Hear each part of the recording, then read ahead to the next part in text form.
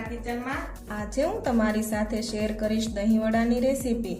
તો દહીંવડા market style ઘરે બનાવવા ખૂબ જ સરળ છે।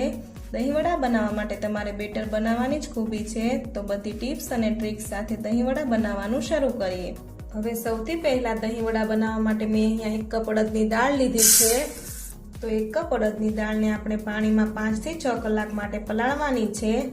તો દાળને પલાળતા પહેલા દાળને 3 થી 4 વાર પાણીથી ધોઈ લેવાની અને પછી દાળ કરતાં બમણું પાણી ઉમેરી દાળને પલાળી દેવાની છે। હવે આ દહીંવડાને સુપર ટેસ્ટી બનાવવા માટે આપણે આમાં 1/3 કપ મગની મોગર દાળ ઉમેરીશું। બિલકુલ ઓપ્શનલ છે, પણ તમે જો મગની દાળ ઉમેરી ક્યારેય દહીંવડા ના બનાવ્યા હોય તો એકવાર આ રીતે જરૂરથી ટ્રાય કરજો। હવે આ બંને દાળને તમારે દાળ કરતાં બમણું પાણી ઉમેરી 5 થી 6 કલાક માટે પલાળી દેવાની છે। તો 5 થી 6 કલાકમાં આપણી દાળ ખૂબ જ સરસ પલળી ગઈ છે। દાળ એકદમ સરસ પલળી જવી જોઈએ। બિલકુલ આ રીતે દાળ ખૂબ જ આસાનીથી તૂટી જવી જોઈએ, એટલી તમારે દાળને પલાળવાની છે। તો અહીંયા આપણી દાળ પલળીને બિલકુલ તૈયાર છે। હવે આપણે આ દાળને પીસવાની છે। તો આપણે બંને દાળને અલગ અલગ પીસવાની છે। તો પહેલા આપણે મગની દાળને પીસી લઈશું। તો પીસતા પહેલા આપણે એમાંથી બધું પાણી કાઢી લઈશું। તો બધી દાળ આ રીતે મિક્સર જારમાં ઉમેરી 2 થી 3 ચમચી જેટલું પાણી ઉમેરીશું અને દાળને હવે સારી રીતે પીસી લઈશું। તો મેં અહીંયા બંને દાળને પીસીને એક બાઉલમાં કાઢી લીધી છે।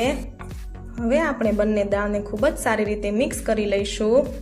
તો હવે તમારે આ બેટરમાં હવા ભરવાની છે, એટલે આપણે બેટરને એક જ ડાયરેક્શનમાં 10 મિનિટ માટે ફેટી લઈશું।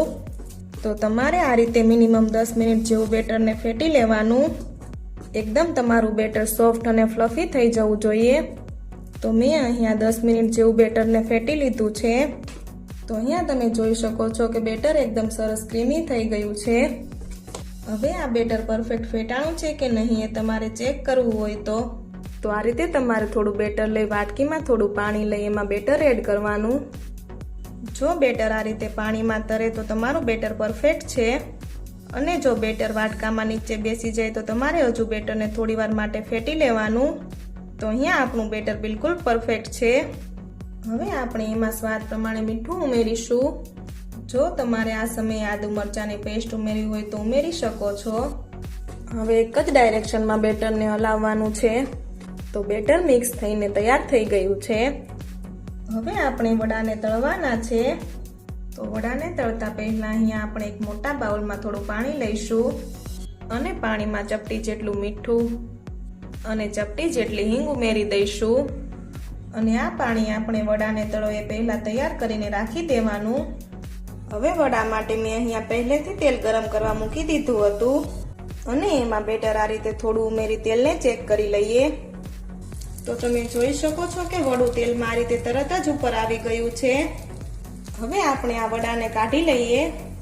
હવે આપણે ગેસની ફ્લેમને મીડિયમ રાખવાની છે અને મીડિયમ ફ્લેમ પર આપણે આમાં વડા ઉમેરીશું।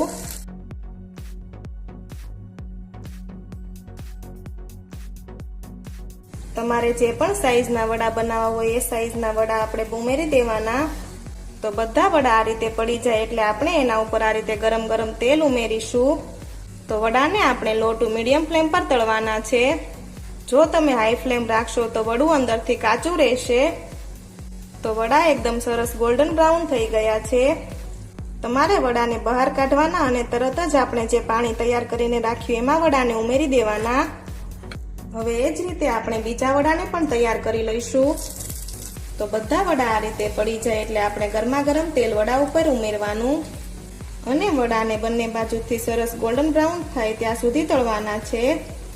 તો વડા એકદમ સરસ ગોલ્ડન બ્રાઉન થઈ ગયા છે। તો હવે આપણે વડાને બહાર કાઢી તરત જ આપણે જે પાણી તૈયાર કરીને રાખ્યું એમાં એડ કરીશું। તમે અત્યારે વડાની સાઈઝ જોઈ શકો છો કે એકદમ મીડિયમ સાઈઝના વડા છે। તો તે એક્ઝેક્ટ એની સાઈઝમાં ડબલ થઈ જશે।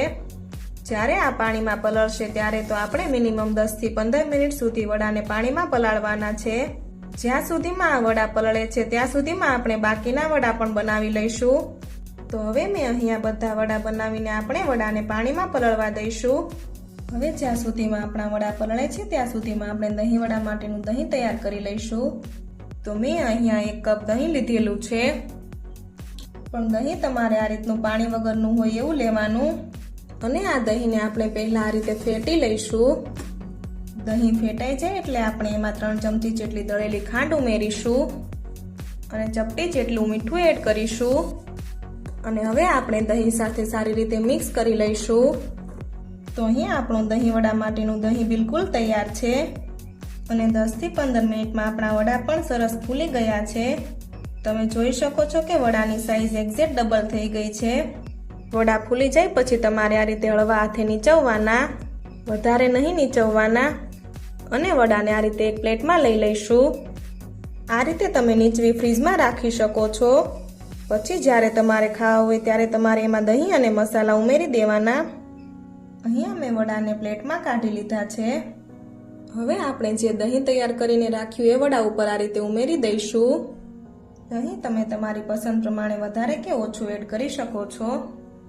દહીં ઉમેરી લો પછી થોડી ખજૂર આંબલીની ચટણી એડ કરીશું. ખજૂર આંબલીની ચટણીથી દહીં વડાનો સ્વાદ ખૂબ જ સરસ લાગશે. આ રીતે ખજૂર આંબલીની ચટણી ઉમેર્યા પછી એમાં આપણે ગ્રીન ચટણી એડ કરીશું. તો મેં બંને ચટણીની રેસીપીની લિંક તમને ડિસ્ક્રિપ્શન બોક્સમાં આપી દીધી છે. આ રીતે ગ્રીન ચટણી એડ કર્યા પછી થોડું લાલ મરચું પાવડર સ્પ્રિંકલ કરીશું. આ રીતે લાલ મરચું પાવડર સ્પ્રિંકલ કર્યા પછી આપણે શેકેલા જીરાનો પાવડર એડ કરીશું. એનાથી દહીં વડાનો સ્વાદ ખૂબ જ સરસ લાગે છે. હવે થોડા ઝીણા કટ કરેલા લીલા ધાણા એડ કરીશું. તો અહીંયા આપણા દહીં વડા ખાવા માટે બિલકુલ તૈયાર છે. આ દહીં વડા એકદમ સરસ સોફ્ટ બન્યા છે. તો તમે આ રીતે બંને દાળને મિક્સ કરી બેટર બનાવજો એટલે તમારા દહીં વડા પણ આ રીતના ખૂબ જ સોફ્ટ અને જાળીદાર બનશે. તો તમે આ રીતે એકવાર દહીં વડા જરૂરથી ટ્રાય કરજો. તો તમને મારી આજની રેસીપી ગમી હોય તો કોમેન્ટ કરી જરૂરથી જણાવજો. સાથે મારા વિડીયોને લાઈક અને શેર કરજો અને મારી ચેનલને સબસ્ક્રાઇબ કરવાનું ના ભૂલશો. Thank you for watching.